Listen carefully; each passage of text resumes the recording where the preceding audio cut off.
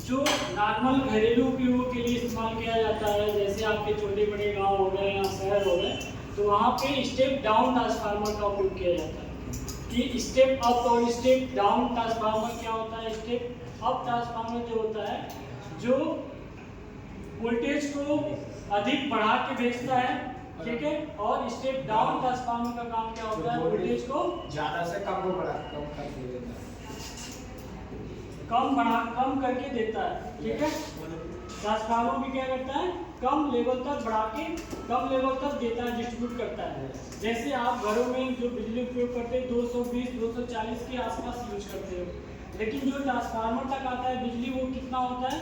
11,000 voltage तक होता है। तो 11,000 वोल्टेज तक होता है। तो 11,000 वोल्टेज में क्या होता है कि आपका जो ट्रांसफार्मर होगा, अगर डायरेक्ट ट्रांसफार्मर नहीं लगा होगा तो आपका बिजली सीधा डायरेक्ट आपके घर में आएगा 11,000 वोल्टेज। 11,000 वोल्टेज को कंज्यूम करने के लिए तो आपके पास इक्विपमेंट भी होनी चाहिए।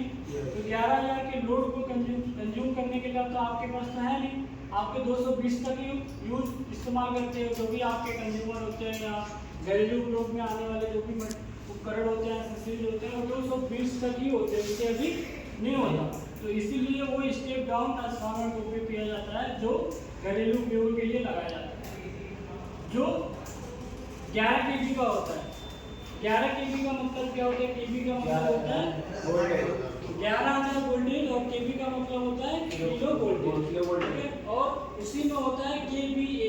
केवीए का मतलब क्या होता है? Kilo volt ampere. अब ट्रांसफार्मर में और जो कंज्यूमर में होता है